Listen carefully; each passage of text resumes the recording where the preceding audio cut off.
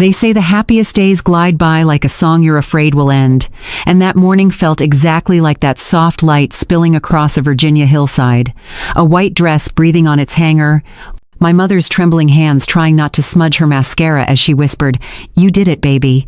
The estate looked like a postcard someone forgot to mail, century-old oaks, a stone manor humming with warmth, candles rehearsing their glow for nightfall. Julian's name moved through my head like a prayer and a promise. I had pictured him for years as the father of my children, my calm in a loud world, the man whose shoulders could carry both my dreams and my doubts.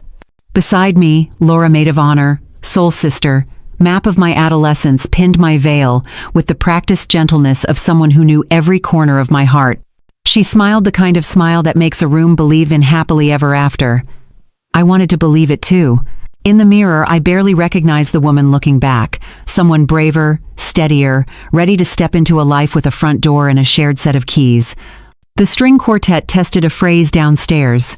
White petals waited like small blessings along the aisle. Laughter rose and settled like feathers. But under all that beauty, a thin thread pulled taut a note out of tune that nobody else could hear. It caught my breath for a second, then slipped away, drowned by vows I had not yet spoken, and a future I could almost touch. I didn't know it then, standing between a best friend's tenderness and a groom's radiant smile, that the storybook page I turned would cut my finger and stain the margin red. The wedding began beneath a sky so clear, it seemed painted by some benevolent hand. The estate shimmered in late spring light, vines curling around the stone columns, violins threading a melody through the warm Virginia air. Guests whispered about how lucky we were young, radiant, perfectly matched. I smiled until my cheeks ached, letting the cameras and compliments blur together, determined to remember every second. When my father offered his arm, his eyes glistened with pride, and something else I couldn't name, perhaps that quiet fear every parent feels before letting go. As we stepped onto the path, white petals brushed my shoes, 100 tiny blessings collapsing beneath each step. Julian waited at the end of the aisle, sunlight catching the edge of his smile. His gaze met mine, steady, certain, or so I thought, and for a heartbeat the world went still. Laura stood beside him, holding my bouquet, her face a soft portrait of devotion.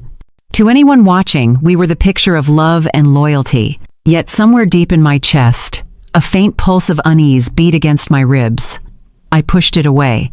Today wasn't the day for doubts. The ceremony unfolded with cinematic precision, vows spoken under an arch of roses, laughter rippling through the crowd, the officiant's words dissolving into applause. When Julian slipped the ring onto my finger, his hand trembled just slightly. I thought it was emotion. Later I would wonder if it was guilt. We kissed, and the sound of clapping swelled around us, a tide I willingly drowned in. My mother cried. My friends cheered. Even the wind seemed to sigh with joy. Dinner was served on the patio as twilight gathered candles in glass jars, a long table dressed in linen, soft jazz weaving through conversations. Someone toasted to eternal happiness, someone else to lasting friendship. I looked at Laura then, my forever friend, and thanked her for organizing every perfect detail. She laughed, touching my shoulder lightly. "You deserve the world," she said. For a moment, I believed her. Julian, though, seemed strangely distant. He smiled for photos, clinked glasses, but his eyes often wandered to the horizon, lost in thoughts I couldn't reach. When I asked if he was tired, he nodded, brushing my cheek with fingers that felt cool and formal. The gesture was gentle enough to fool anyone watching, but inside it carried the weight of absence. I told myself every groom feels overwhelmed. It was a long day. Tomorrow, I thought, he'll come back to me completely. Night fell slowly, as if reluctant to interrupt the glow of celebration. Fairy lights shimmered between the trees, laughter spilled like champagne, and somewhere a song from our first date played by coincidence or fate. We danced once, his hand on my waist, our movements polite and practiced. I wanted to lean in, to whisper something real, but the words tangled in my throat. His gaze passed over me like a reflection on glass there, yet untouchable. Later, guests drifted to their rooms. My parents waved goodnight. Laura hugged me tightly, her perfume clinging to my dress. "You're glowing," she said, eyes glinting in the candlelight. "Don't ever forget how loved you are." I promised I wouldn't. But when she walked away, I noticed Julian watching her leave, just for a heartbeat too long. It was such a small thing, barely a flicker, yet it stung in a way I couldn't explain. The house grew quiet as the last laughter faded. I stood by the window, looking out at the dark garden, trying to steady the rush of emotions inside me. Gratitude, exhaustion, something nameless pressing at the edges. I thought of the years it had taken to arrive here, the hopes threaded into every plan, every dress fitting, every whispered late-night dream with Laura about our futures. It all felt like it was converging into this one perfect night. Julian entered the room, loosening his tie. "Beautiful ceremony," he said simply, his tone flat, almost procedural. I nodded, searching his face for warmth. He kissed my forehead, a quick, absent gesture, and said he needed a shower. I laughed softly, trying to ease the tension. "Don't be long," I teased. He smiled faintly, though his eyes had already turned away. Downstairs, the staff cleared the tables. Distant music lingered like a ghost. I sat at the vanity, removing my earrings, catching my reflection, a bride wrapped in silk and uncertainty. My heart was full but uneasy, like a glass filled too close to the brim. I thought about Laura again, her devotion, her perfect timing, her laughter that echoed louder than mine all day. I told myself it was just exhaustion twisting my thoughts. After all, love was supposed to be about trust, wasn't it? Julian returned, hair damp, expression unreadable. "You should rest," he said, his voice gentle yet strangely final, as if closing a door I hadn't noticed was open. I nodded, blowing out the candles one by one until the room flickered into half-darkness. My chest tightened, though I couldn't say why. The house outside was asleep. Inside, something wordless began to stir. Lying there, I replayed every smile, every touch from the day, trying to convince myself it was enough. The silence stretched longer than comfort allowed. I reached for Julian's hand beneath the blanket, but found only cold sheets. His breathing was steady beside me, and yet it felt as though an invisible wall had risen between us. My mind whispered that love sometimes needs patience, that tomorrow everything would feel normal again. Still, a shadow lingered. It moved through the corners of my mind like smoke, faint, persistent. I told myself it was nerves, the afterglow of too much joy. But deep down, I felt the quiet tremor of a truth waiting to reveal itself. And as the last candle died, the room sank into darkness, heavy and absolute. Outside, the night wind brushed against the windows, carrying with it the distant hum of the world continuing as if nothing extraordinary was happening inside this house. I closed my eyes, listening to the steady rhythm of my heartbeat, trying to anchor myself in the fragile beauty of the day that had just ended. Yet some part of me already knew that this perfection was fragile, that even in a house full of laughter, betrayal can hide behind the softest smile. I exhaled, unaware that by the time the clock struck midnight, that unease would have a sound that would break everything I thought I knew about love, friendship, and the person sleeping beside me. The moment the last light faded, an uneasy stillness took over the room. It wasn't the kind of silence that soothes you after a long day. It was the kind that tightens around your throat, that hums with something unsaid. I lay there, in the middle of the bridal suite, still wearing pieces of the day like armor, my necklace, a few pins clinging to my hair, the faint scent of roses that now smelled too sweet, too sharp. Julian's back was to me. He had taken the smaller bed by the window, the one meant for luggage or late-night reading, not for a husband. His body was motionless except for the slow, even rise of his chest. "Are you okay?" I whispered, hoping he would turn, smile, give me something, anything to hold on to. But his answer came soft and clipped. "I'm tired." 2 words. They landed like stones in the pit of my stomach. I wanted to believe it was exhaustion, that the pressure of the ceremony had simply drained him. I told myself not to overthink it. But how could I not, when everything about this moment, the night we were supposed to seal our love, felt wrong? I sat up, hugging my knees, the white satin pooling around me like the ghost of a dream that had already ended. The room smelled of champagne and candles, the same scents that hours ago had promised forever. Now they just made me nauseous. I stared at the empty space beside me, waiting for him to move, to speak, to notice the distance he had built between us. But all I heard was the steady rhythm of his breathing, calm, detached, final.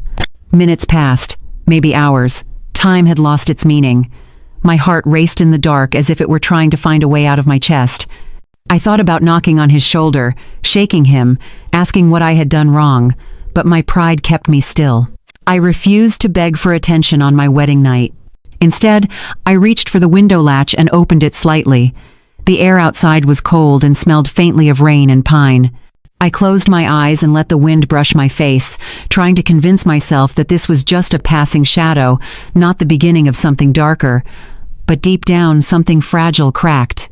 A part of me that still believed love could fix anything began to doubt its own faith. I remembered my mother's words earlier that day. "Don't expect perfection, darling. Just expect honesty." She had said it while straightening my veil, her eyes full of the kind of wisdom that only comes from surviving heartbreak. I thought I understood her then. Now, sitting alone on the edge of a marriage bed that felt colder than any winter night, I finally knew what she meant.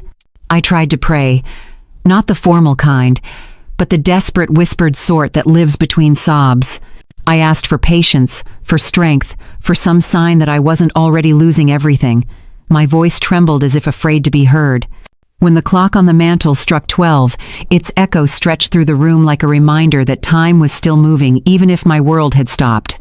That was when I heard a faint sound from somewhere down the hall. At first, I thought it was the wind catching the old beams of the house, but then it came again, soft, low, human. A moan. My breath caught. I froze, listening. The sound rose and fell, muffled but rhythmic, too deliberate to be a creak or the settling of wood. For a second, I told myself it was a TV left on in one of the guest rooms, or maybe one of the newlyweds from the wedding party, drunk and careless, but then another thought pushed through. Julian's bed was empty. I sat there for a heartbeat, paralyzed. The sheets where he had lain were still warm, but he was gone. My pulse thundered in my ears. The sound came again, longer this time. My body moved before my mind could stop it. I slipped out of bed, the wooden floor cool beneath my bare feet. "Julian?" I whispered. No answer. The moonlight sliced through the hallway, painting long shadows on the floorboards. The air smelled faintly of perfume, a floral scent I couldn't place. I followed it, every step slower than the last, my heartbeat echoing in my throat. The noises grew clearer, muffled breaths, the soft creak of a mattress, then silence. The corridor ended at a half-open door. I knew that room. It belonged to Julian's mother. She had complained of feeling unwell after dinner and said she was going to town for medicine. She wasn't supposed to be there. My fingers trembled as I reached for the doorknob. Every instinct screamed at me to turn back, to let ignorance protect what little was left of my peace. But curiosity and dread twisted together, pulling me forward. The first thing I heard was laughter. A woman's laugh, breathless, familiar. My chest tightened. I pressed my ear against the door. Then came the voice. "Laura." It wasn't a mistake. I had spent half my life listening to that voice on the phone at midnight, across coffee tables, through tears and laughter. There was no way I could confuse it. I staggered back, one hand clutching my chest. For a moment, I thought the world had gone quiet, but it was just my body shutting down, trying to shield me from what it had just recognized. I wanted to scream, to burst into the room, to rip apart the illusion that was my life, but instead, I sank against the wall, the cold plaster pressing into my spine. "Please, God," I whispered, "please let me be wrong." But then came Julian's voice, low, intimate, unmistakable. He said her name, said it like a secret prayer. My legs gave out beneath me. The truth hit harder than any blow. My husband and my best friend on the other side of that door, on the night meant to unite us forever. Every laugh from the reception, every shared glance, every "you deserve the world" replayed in my mind like a cruel film I hadn't realized I was starring in. Tears blurred my vision, but I didn't make a sound.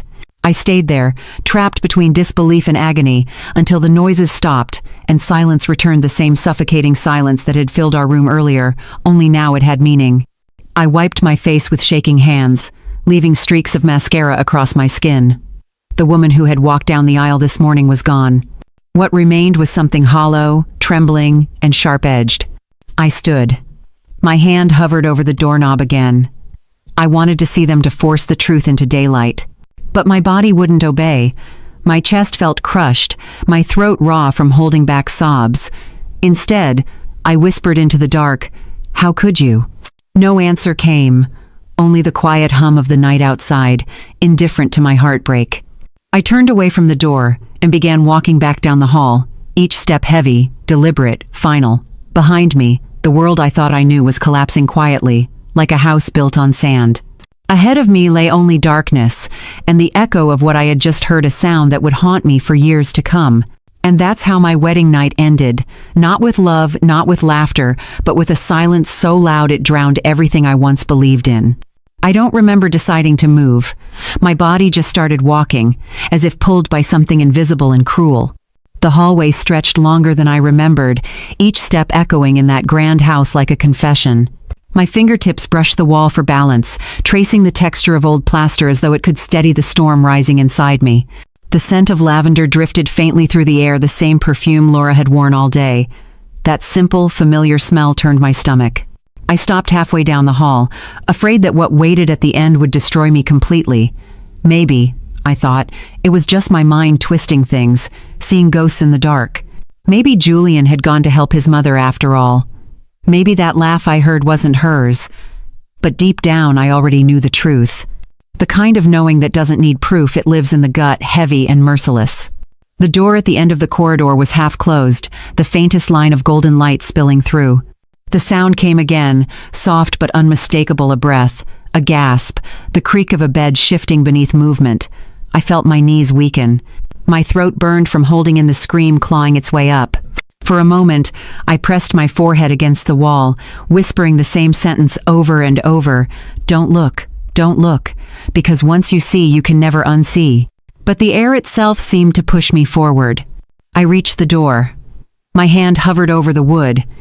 Inside, the noises faded into a rhythm of whispers, his voice, her voice, mingling. I closed my eyes, and every nerve in my body screamed to wake up from this nightmare. Then, through the thin crack, I caught a glimpse. A shadow moving across the light, a silhouette bending close to another. Laura's laugh again, lower this time, but I'd know it anywhere. The moment felt endless. I stood frozen, my heart splitting in real time.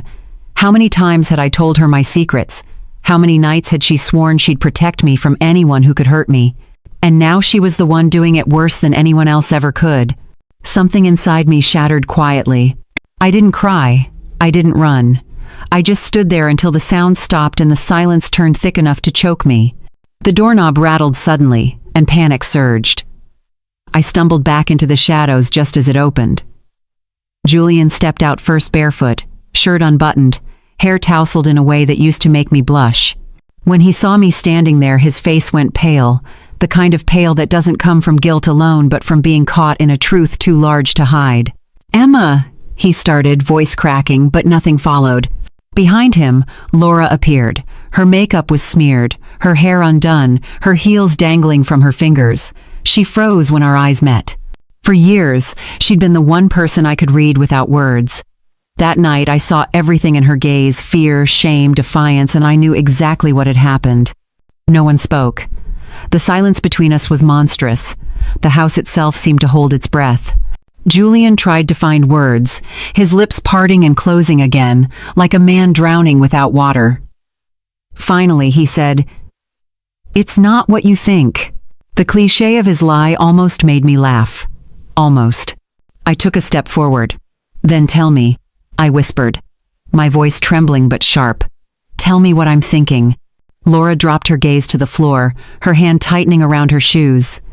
Julian opened his mouth again, but whatever excuse he had died before it reached his tongue.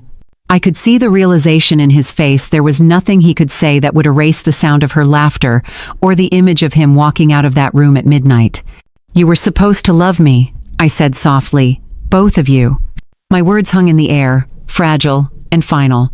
Julian moved toward me, but I stepped back. The movement was instinctive, almost primal.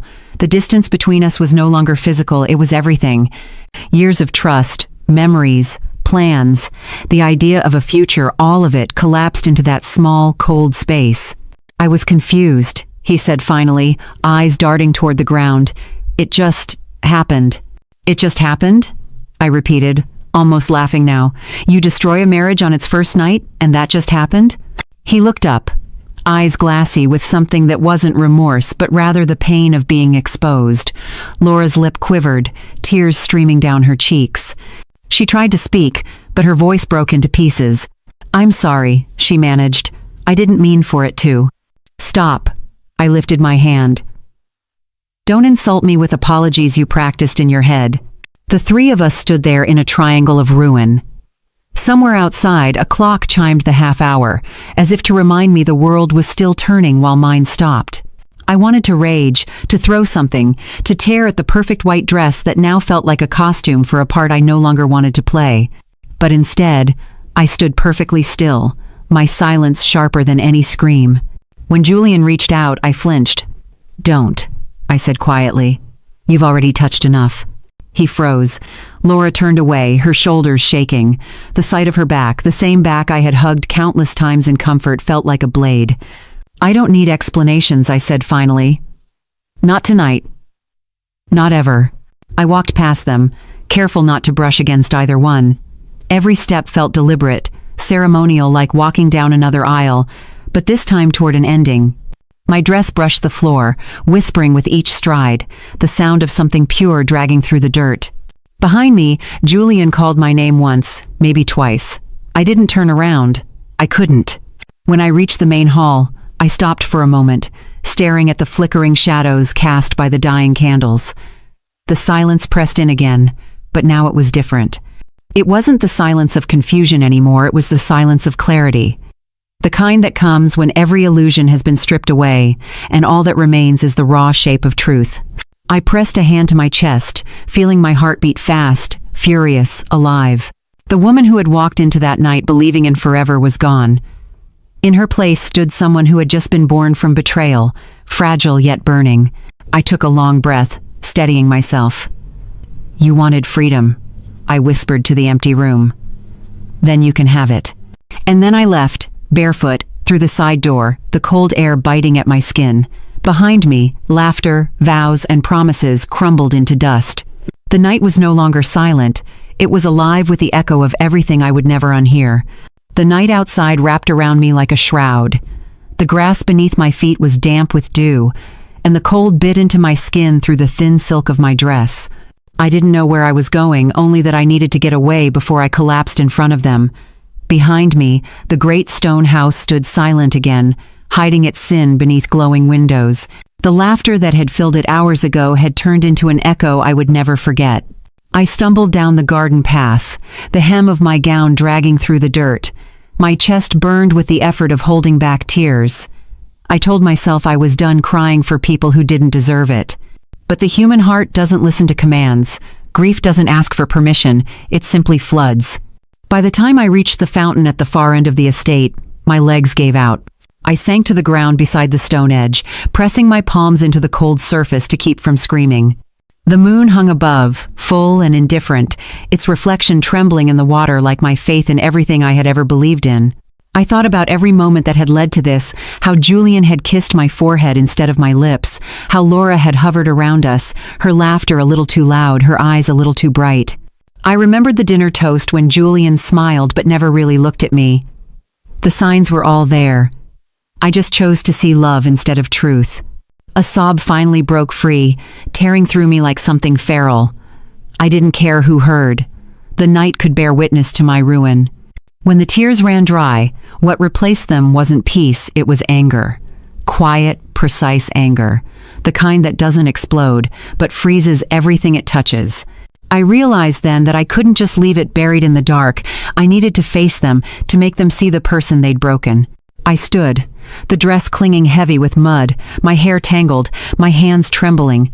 I walked back toward the house, every step deliberate, the rhythm of my heart matching the sound of my bare feet on the stone path. The door creaked when I opened it, and the warmth inside struck me like an insult. The smell of candles, perfume, and expensive wine still lingered, mocking the wreckage of what was left of me. I followed the faint sound of voices. They were still there, Julian and Laura talking in low, frantic tones. I stopped just before they could see me. Laura's voice cracked. She heard us. She saw. Julian replied, his tone sharp and panicked. We don't know that. You saw her face, Julian, Laura snapped. She knows. There was a pause, heavy and suffocating. Then he said something that froze my blood. Then we deny it. We say it didn't happen. I stepped into the room before he could finish. They both jumped. Laura's hand flew to her mouth. Julian's eyes widened like a man caught in a spotlight. For a long moment, none of us spoke. The silence between us wasn't empty. It was full of everything we'd ever shared, now poisoned. You don't have to say it, I said quietly. I heard everything. Julian started to speak, but I raised my hand. Don't. I don't want lies to be the last words you ever say to me. His jaw clenched, his eyes flicking toward Laura as if searching for an escape route. Emma, it was a mistake. A mistake? I repeated, almost laughing. People spill coffee by mistake. They forget birthdays by mistake. You don't destroy 2 lives and call it that. He looked at me, his face folding with something like guilt, but not enough of it. Laura stood there, tears streaming down, whispering, I didn't mean for this to happen. I turned to her slowly. You didn't mean for it to happen? Laura, you planned my wedding. You picked my dress. You stood beside me while I said my vows. Tell me, at what point between arranging the flowers and fixing my veil did you decide to sleep with my husband? She broke then, sobbing openly. Please, Emma, I'm sorry. I've hated myself every second. Then you'll have a lot of time to keep hating yourself. I interrupted, my voice shaking but clear, because I will never look at you again. Julian stepped forward, his hands raised as if he could somehow calm the chaos he had created. Let's talk about this tomorrow. You're upset. I'm betrayed, I said, the words slicing through the air like glass. And don't you dare confuse the two. He exhaled, defeated. You don't understand. You're right, I said. I don't understand how a man who promised me forever could betray me before the night even ended. I don't understand how you could touch someone else when I was right there, waiting for you to start our life together. The tears threatened to return, but I bit them back. I refused to let them see me broken again. Laura tried to reach for me, but I stepped aside. Don't touch me, I said softly. You've already taken enough from me. Oh, think. The room spun with tension. Julian's expression hardened, turning from guilt to something almost defensive. We didn't plan it, he muttered. It just happened. Stop saying that, my voice cracked, but I didn't care. Love doesn't just happen in the dark while your wife sleeps down the hall. Lust happens, lies happen, cowardice happens, but not love. For a moment, the weight of my words filled the room. None of us moved. Even the fire in the hearth seemed to burn quieter. Then I took a deep breath, straightened my back, and spoke the only truth I had left. I'm done. Julian blinked. Done? Yes, with you, with her, with this marriage. You can keep each other and the ashes of whatever you think you've built tonight. Laura sank onto the couch, crying silently. Julian looked as though he might say something, but no words came. I walked toward the door, every muscle trembling, but my voice steady as steel. You'll wake up tomorrow, I said, turning once at the threshold, and realize you've traded love for guilt, and it will follow you for the rest of your life. Neither of them moved. I left the room, the sound of my footsteps fading into the hollow corridors. For a moment I thought I heard Laura sob my name, but I didn't turn back. The woman who could have answered that call no longer existed. As I descended the staircase, I caught sight of my reflection in the tall mirror near the entrance. My face was pale, streaked with tears and mascara, but my eyes, God, my eyes looked alive. Hurt, furious, but alive. I realized then that surviving betrayal isn't about revenge. It's about reclaiming yourself from the wreckage. I opened the front door, the night air rushing in like freedom and frost. My bare feet met the stone steps again, the world vast and empty before me. Behind me, the house stood still, a tomb for everything I'd lost. Ahead, the darkness waited, terrifying and unknown. But for the first time that night, I didn't feel afraid, because I finally understood. Sometimes, losing everything is the only way to start seeing clearly. The road beyond the estate was swallowed in fog, and every breath I took turned into mist before my eyes. My feet stung from the gravel, but the pain almost felt merciful. It was something I could understand, unlike the chaos inside my chest. Behind me, the The manor that had been my dream still glowed faintly in the distance. It looked beautiful from here, like a fairy tale painting, untouched by the filth that had poisoned it. I wondered how something so lovely could hold something so cruel. I walked without direction, my wedding dress dragging behind me, gathering dust, dew, and tiny leaves along its train. The world had gone silent except for the sound of crickets and my heartbeat. I kept thinking about the word forever, how easily we said it, how light it sounded when we meant it. Forever had lasted less than a single night. Tears came again, not the sobbing kind, but the quiet, burning kind that blur your vision and soak into your skin like rain. I thought about my parents asleep in their rooms, about my father's proud toast, my mother's trembling smile. What would I tell them? That the man they had trusted with their daughter had betrayed her before sunrise? That the girl who had walked down the aisle in white had come back already stained? I didn't know what time it was when I finally stopped walking. A lone bench sat by the edge of the road, half hidden under a willow tree. I sat down, the fabric of my dress sticking to the damp wood, and tilted my head back toward the sky. The stars blurred, their light bending through my tears. I wanted to scream at the universe, to demand why love something so worshipped, so sacred could turn into a weapon so fast. But no sound came. My throat felt sealed by salt and shame. The truth replayed in my head like a film stuck on loop: Julian's startled eyes, Laura's shaking hands, the whisper of my own disbelief. I'd spent years building a life around those two people. I had trusted them with the most fragile parts of me. And now I realized I hadn't just lost a husband or a friend. I had lost the version of myself who believed love made you safe. A breeze swept through the trees, carrying with it the faint scent of honeysuckle from the estate's garden. It hit me then how deceptive scent can be. It can carry beauty and rot at the same time. Just like people. Just like promises. I drew my knees to my chest and wrapped my arms around them, shivering. I wanted to disappear, to dissolve into the fog and be forgotten.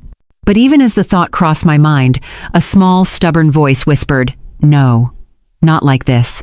That voice was faint, but it was mine. It reminded me of the woman who had stood before a mirror that morning, smiling through nerves, believing she was about to begin the rest of her life. That woman had not been weak, just hopeful. And hope, even broken, was still something worth holding. I don't know how long I sat there, maybe hours. The horizon began to lighten, the first shade of dawn bleeding into the mist. The world was waking up again, as if nothing had happened. Somewhere, birds were beginning to sing. The sound felt almost cruel in its normalcy. I forced myself to stand. My legs ached, my body stiff, but I knew I couldn't stay there forever. Every part of me wanted to run far away, but I also knew that running wouldn't erase what had been done. Betrayal doesn't lose its power in distance. It follows you, whispering in your shadow. As I began walking back toward the estate, I realized I wasn't doing it to confront them again. I just needed closure.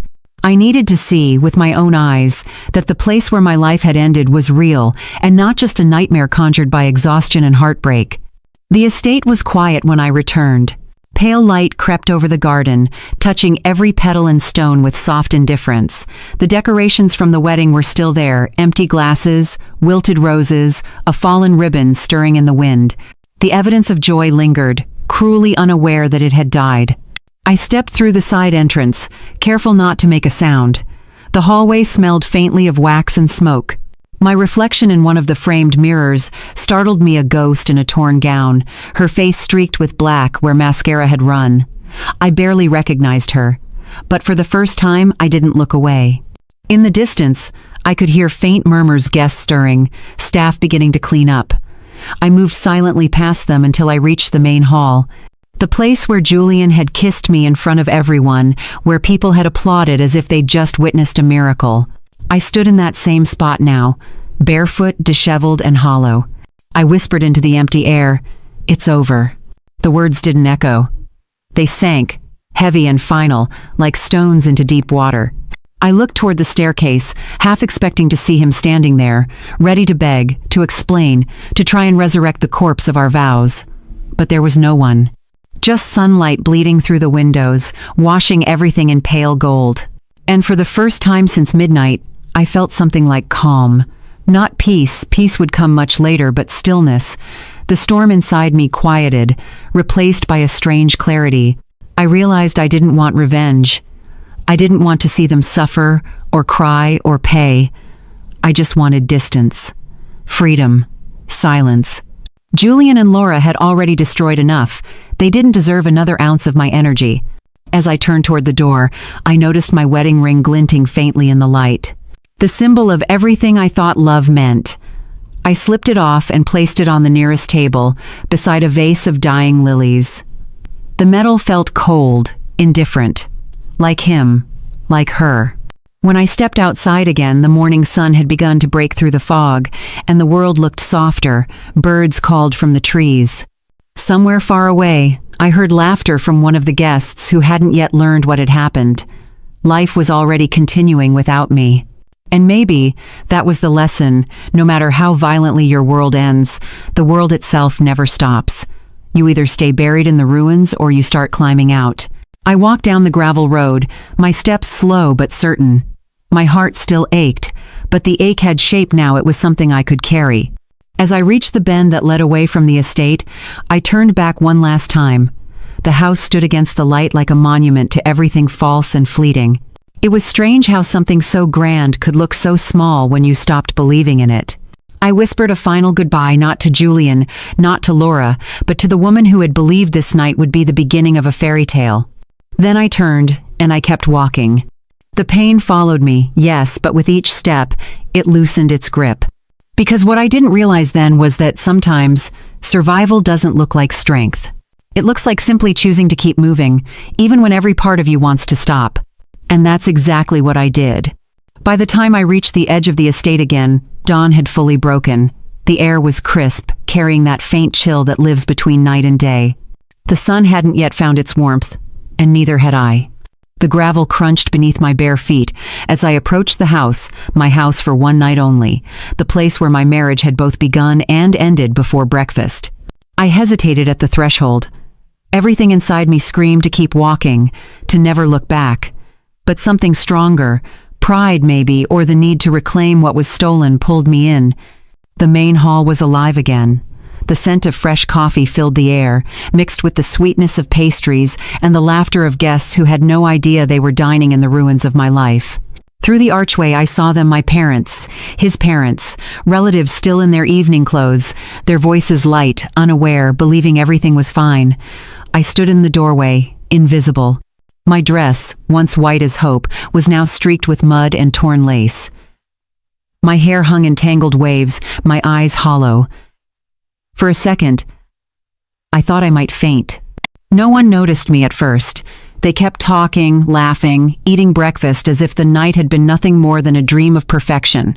And maybe that was what broke me most, the ordinary nature of it all. The world doesn't pause for your heartbreak.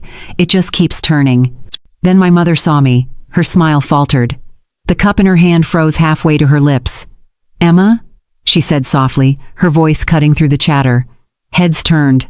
The laughter stopped. Silence rolled through the room like thunder. I stepped forward, feeling the weight of every eye on me. My father rose instantly, concern flooding his face. "What happened? Where's Julian?" The name tasted like poison. I didn't answer right away.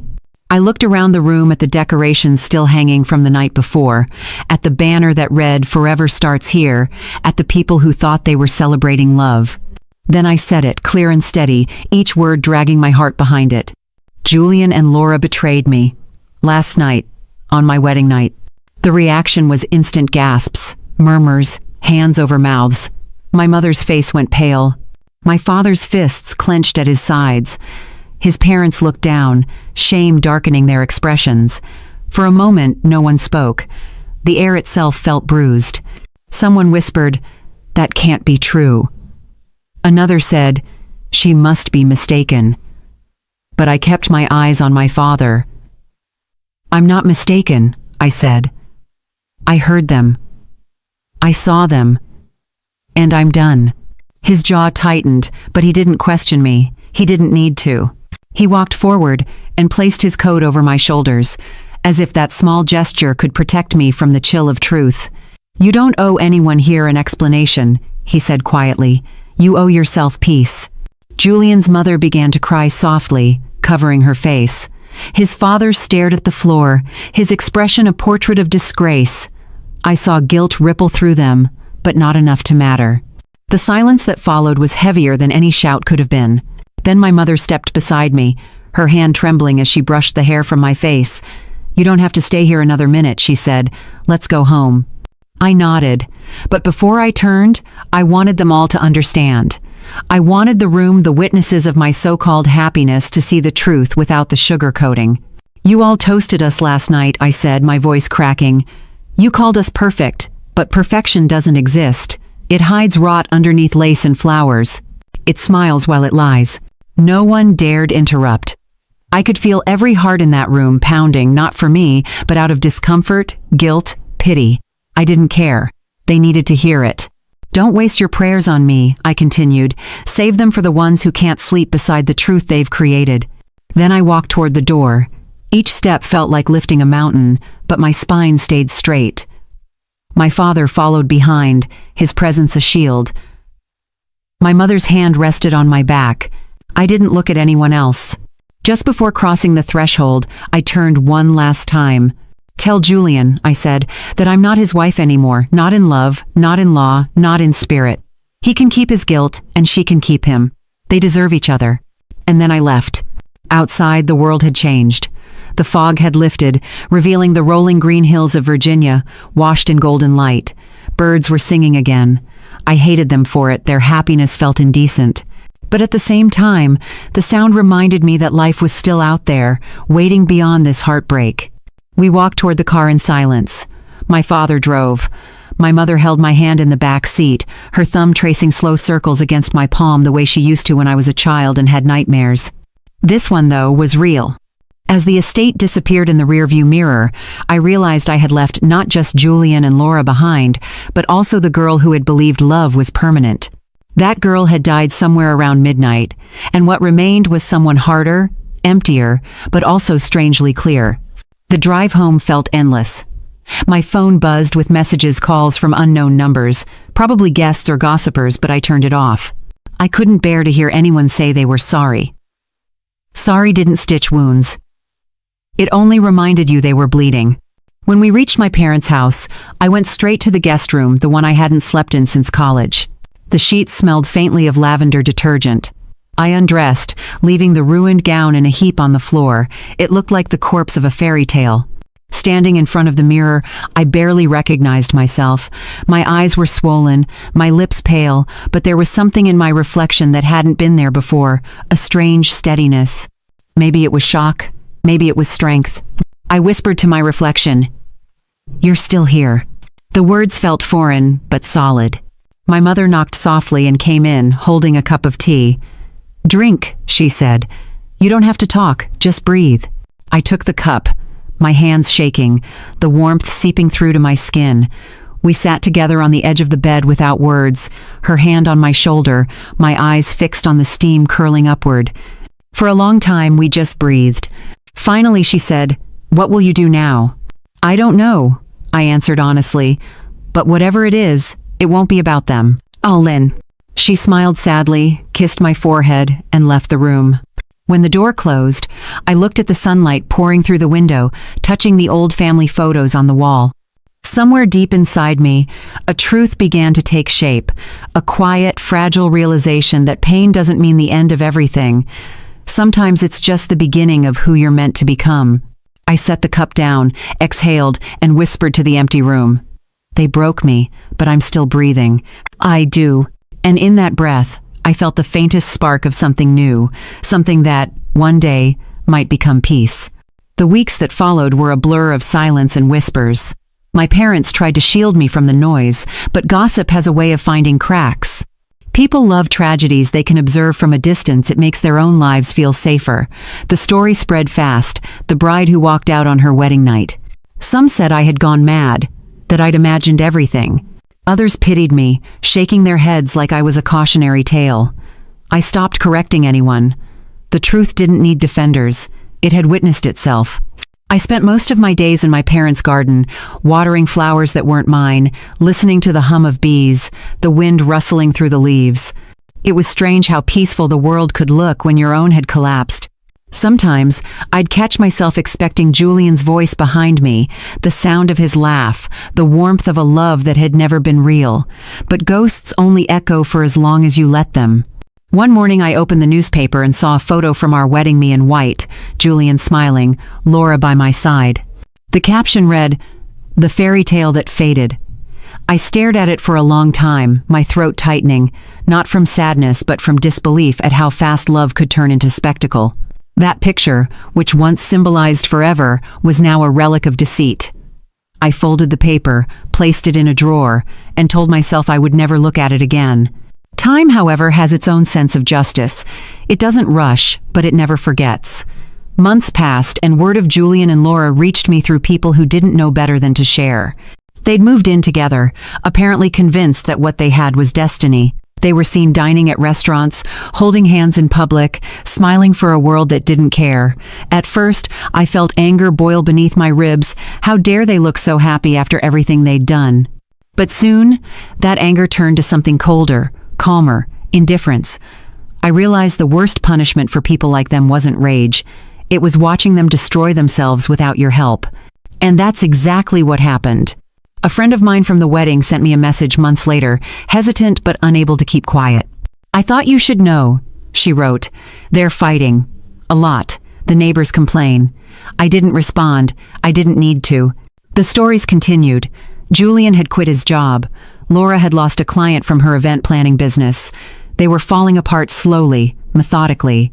Betrayal doesn't bond people, it chains them together in guilt. Each argument they had was another link tightening around their throats. I heard that Laura had begun drinking more, that she stopped answering calls, that Julian started staying out late. The irony was painful and perfect. At once he was repeating the same patterns, only this time she was the one waiting in the dark. I almost pitied her. Almost. But pity is just empathy without permission, and she'd forfeited that long ago. One evening, while I was cleaning out my desk, I found a letter I had started writing to Julian the week after the wedding. It was never sent. The first line read, "I wish I could hate you as easily as you betrayed me." I smiled at it, but not with warmth. It felt like reading a letter from another lifetime, written by someone who still believed that closure needed to come from the person who hurt her. I tore it up, piece by piece, and let the scraps fall into the trash. Closure wasn't something they could give me, it was something I had to build with my own hands. Around that time, I began to rebuild myself quietly. I went back to work at the small boutique I had opened before the wedding, pouring all my grief into creation. I spent long nights sketching designs, sewing fabrics until my fingers ached, letting art become the therapy that words couldn't provide. My first new collection was dark grays, silvers, and muted blues. People said it was beautiful. I didn't make it for them. I made it to remind myself that beauty could rise from ruin. One afternoon, a journalist came to interview me for a local magazine. She had heard about the wedding that never was and wanted to know how I had moved on. I looked at her recorder and said softly, "I didn't move on. I grew around it, like a tree grows around a scar." She smiled, but I could tell she didn't understand. Pain is easy to write about, it's harder to live through. As the months slipped into a year, news of Julian and Laura faded. People stopped bringing them up, the way you stop mentioning a storm after the sky clears. But then, one night, my phone buzzed with a message from an unknown number. It was from Laura. "Emma," it said, "you don't owe me forgiveness, but I needed to tell you I'm sorry. Julian left. I don't know where he went. I'm lost." I stared at the screen for a long time, reading and rereading those words. For a fleeting moment, I felt the echo of the old friendship, the girl who used to share secrets with me under blankets, who used to swear we'd never hurt each other. But that girl was gone, and so was the one who would have comforted her. I deleted the message. Not out of cruelty, but out of mercy for both of us. Some wounds are meant to remain closed. Later that week, another friend told me Julian had left town, moving somewhere new with another woman, someone younger, someone unscarred by his past. Laura, they said, had sold her business and disappeared from social circles entirely, and just like that, their story dissolved into silence.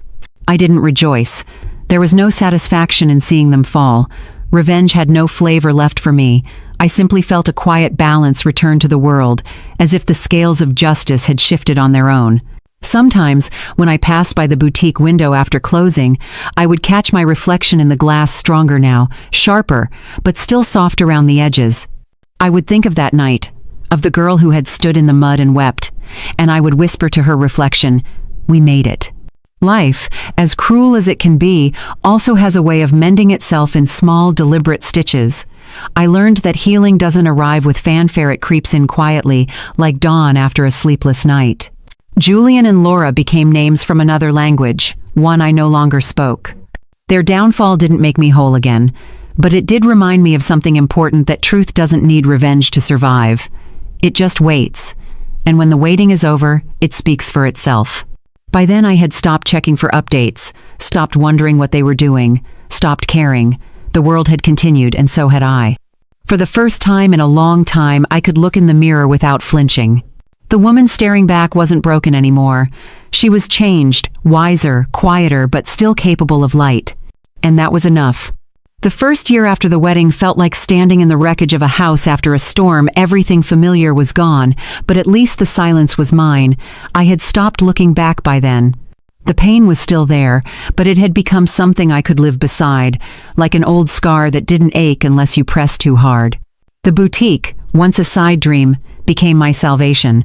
I threw myself into work with the kind of hunger only broken people understand. I needed something to build, something that didn't lie. At first, it was survival. I opened the store every morning before sunrise and closed it long after dark, rearranging displays, sewing until my fingers bled, sketching designs until my eyes blurred. But slowly, something shifted. The customers who walked through the door weren't just buying clothes, they were sharing stories. Women would linger longer than they needed to, telling me about the husbands who forgot anniversaries, the friends who betrayed them, the lives they were trying to rebuild. I listened. And somehow listening healed me more than talking ever could. One day, an older woman came in, a widow with silver hair and eyes that had seen too much. She tried on a blue silk dress and turned to the mirror with tears glistening at the corners of her eyes. "I thought I'd never feel beautiful again," she said softly. "But I do now." Her words struck something deep inside me.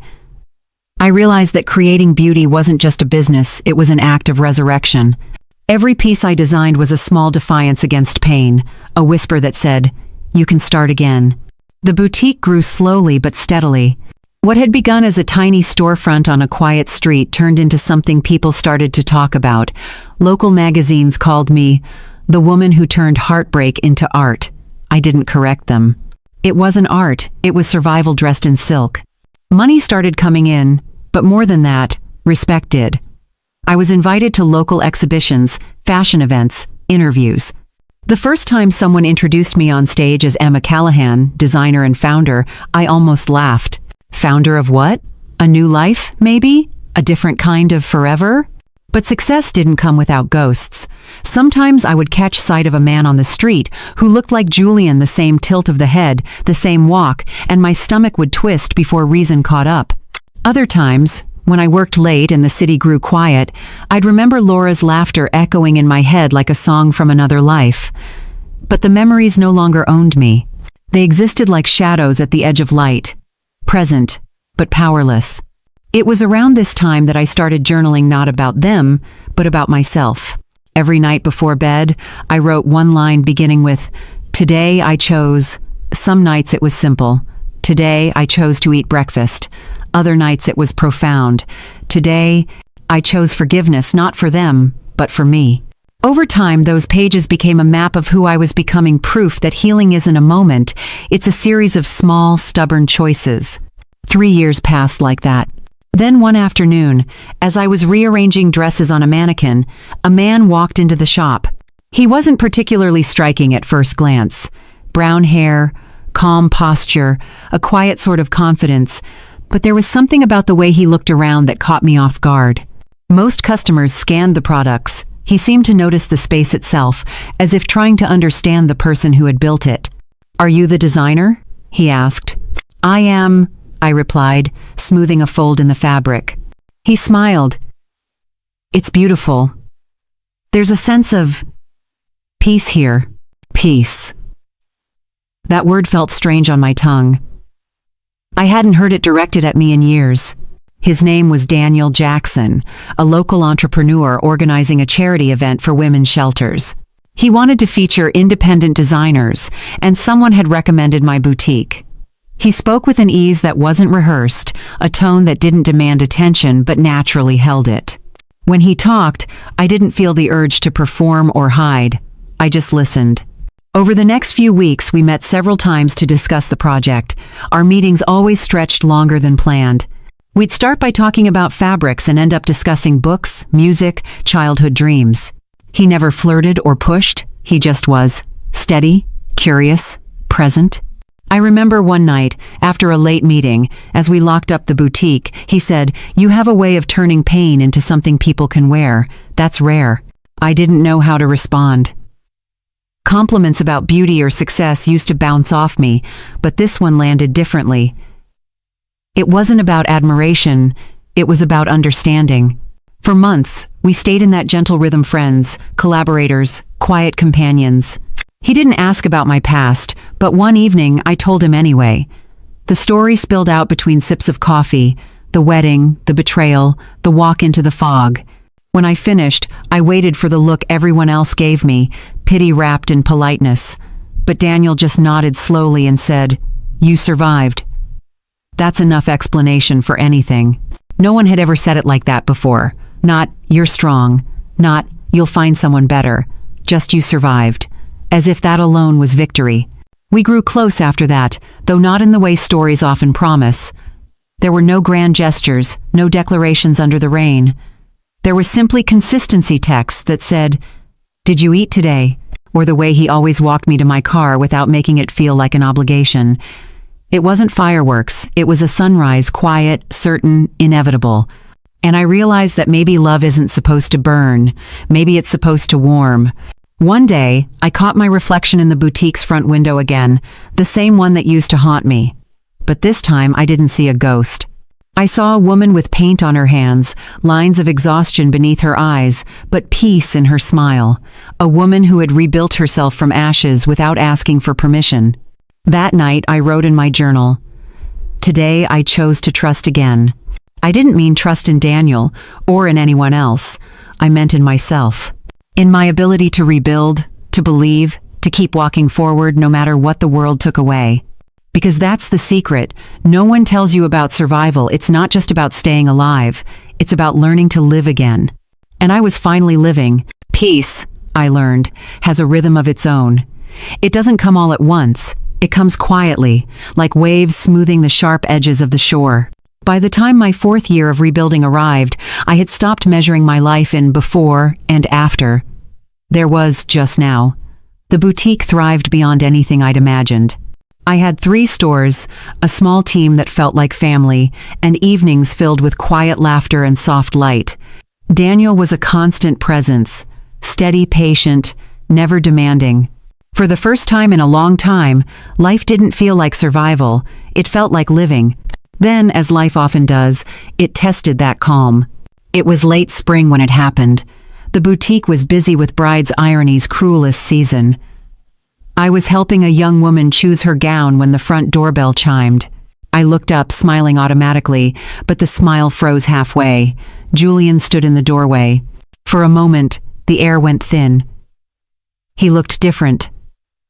Thinner, older, eyes dulled by years that hadn't been kind.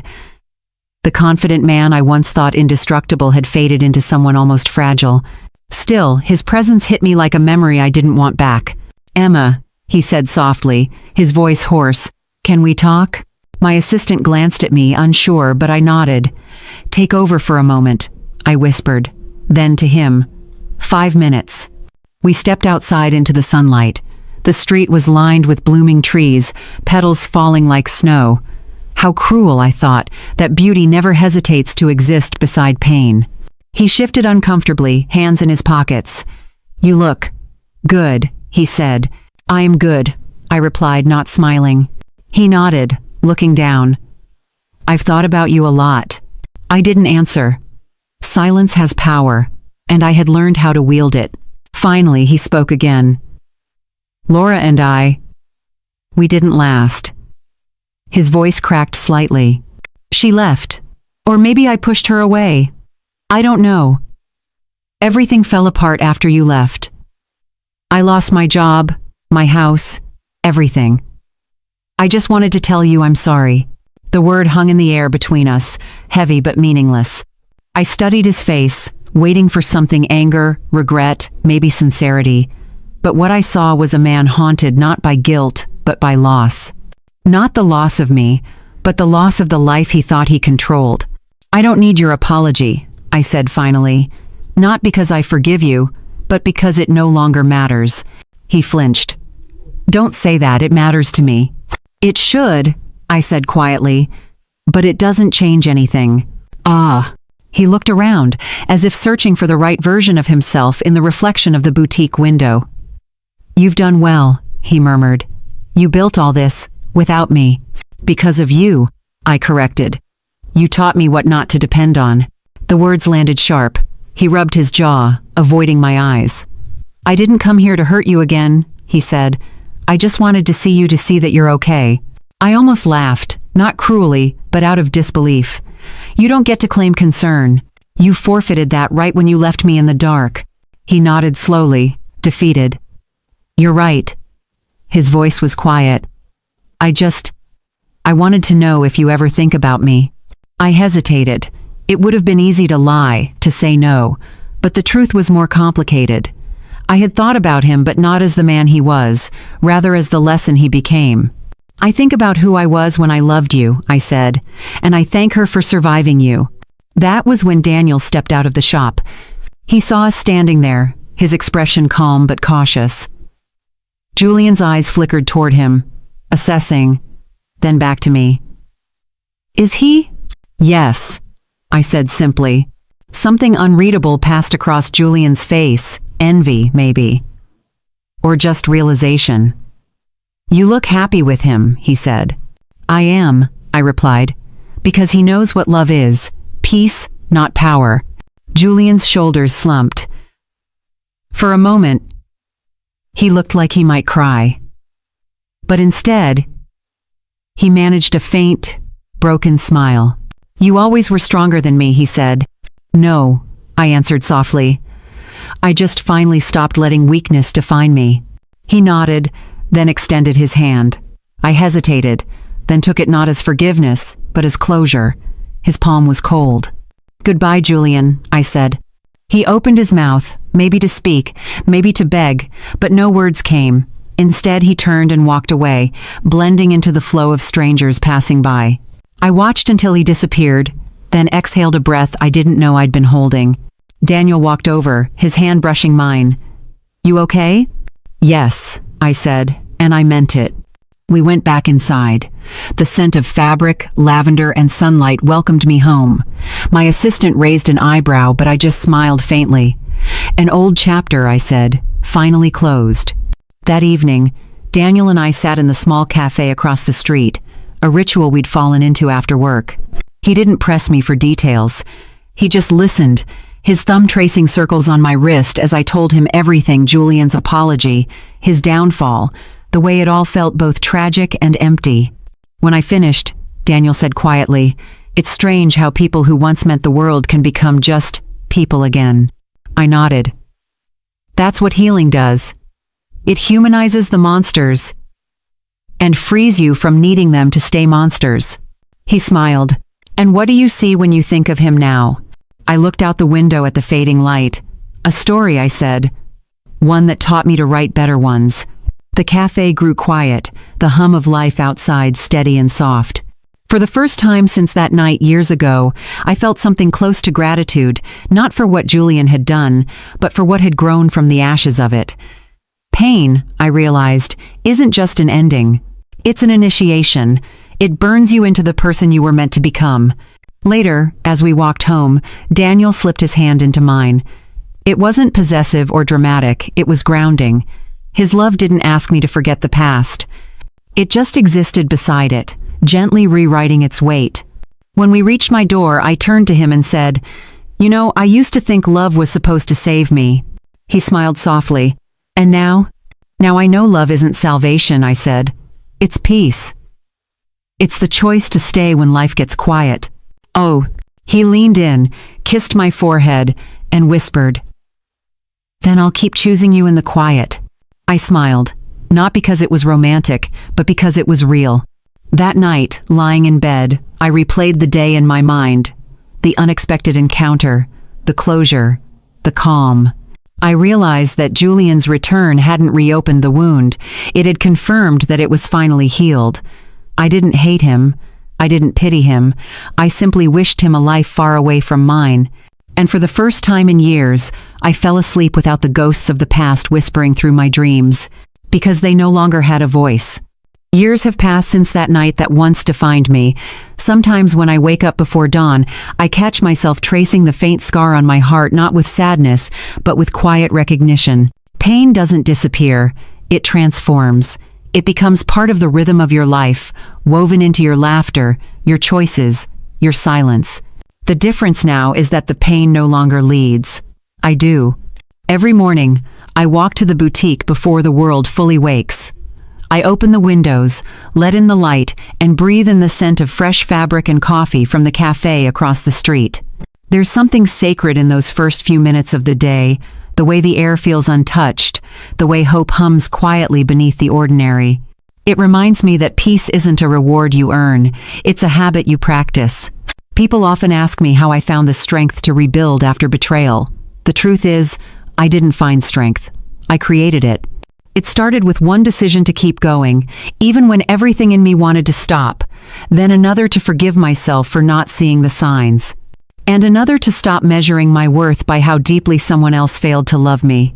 Healing, I've learned, is not a straight road, it's a spiral. You keep returning to the same lessons, but each time, you rise a little higher. Looking back, I no longer see my story as one of betrayal. I see it as a rebirth. If life hadn't broken me, I wouldn't have learned how to build. If love hadn't failed me, I wouldn't have learned how to love myself first. And if trust hadn't been shattered, I wouldn't have discovered the quiet, steady beauty of peace. It's funny how, when we're young, we think love is supposed to feel like fire, wild, consuming, undeniable. But real love feels more like sunlight. It doesn't burn, it nourishes. It doesn't demand, it offers. It doesn't make you smaller, it helps you grow. Julian's love taught me how fragile illusions can be. Daniel's love taught me how strong gentleness can become. But the love that truly saved me was the one I learned to give myself. In the years that followed, I began speaking at women's events, sharing my story with others who had been broken by betrayal, grief, or silence. At first, I was nervous, ashamed, even. But the first time a woman approached me after a talk, her eyes brimming with tears, and said, "You told my story. I understood why I had survived. Our wounds aren't meant to isolate us. They are meant to connect us. When we speak from the scar instead of the wound, we turn pain into guidance." I tell them what I learned in the hardest way possible. You cannot control what other people do to you, but you can control what you build from what they leave behind. If you've ever been betrayed, if you've ever been abandoned in the middle of what you thought was love, remember this: your worth was never diminished by their inability to see it. Some people destroy beautiful things simply because they cannot handle their own emptiness. Let them go. Don't waste your life trying to understand what they broke when you could be rebuilding something better. Forgiveness doesn't mean inviting the past back in. It means closing the door without anger. It's standing in front of your own reflection and saying, "You deserved better, but now you are the one giving it to yourself." When I look around the life I live now, the laughter of my small team, the warmth of Daniel's hand as we lock up the store at night, the quiet pride in my parents' eyes, I see proof that peace doesn't come after chaos. It grows through it. It's born from the courage to stay soft in a world that keeps trying to harden you. I once thought healing meant forgetting. Now I know healing means remembering without pain. The past doesn't haunt me anymore, it guides me. It reminds me to treat others with gentleness, to listen without judgment, and to never take peace for granted. So if you're listening to this, wherever you are, whatever heartbreak you're carrying, know this: life does not end in the moment you think it does. Even in your deepest silence, something in you is still reaching for the light. Let it pull you forward inch by inch. You don't have to rush. You don't have to have it all figured out. Just breathe. Just take one step, then another. Because someday, you'll wake up and realize that you've been living, not surviving, for a long time. You'll make coffee, open the curtains, and see the sunlight hitting your face, and you'll smile. Not because everything's perfect, but because it finally doesn't have to be. And when you reach that place, don't forget to look back with kindness. Thank the person you used to be, the one who walked barefoot through the fog, who kept going even when she didn't know how. She got you here. She deserves your gratitude, not your blame. That's the true meaning of peace. It's not about forgetting the people who hurt you. It's about becoming the person who no longer needs their apology. Before we end, I want to leave you with the same message I tell everyone who listens to Voices of Sister Sephore. No matter what has been taken from you, your love, your trust, your innocence, you still own your voice. You still own your story. And that story, told honestly, can become a light for someone else lost in the dark. So if my voice found you tonight, let it remind you, you are not broken. You are becoming. If this story touched your heart, if you see a piece of yourself in Emma's journey, don't keep it to yourself. Share it. Let someone else know that healing is real. Subscribe to Voices of Sister Sephore for more stories like this. Stories of courage, betrayal, rebirth, and quiet strength. Every week, we speak the truth that helps people stand again. Because healing begins when one voice reminds another that survival is possible. And remember, sometimes peace doesn't sound like music or applause. Sometimes peace sounds like your own heartbeat whispering, "You made it."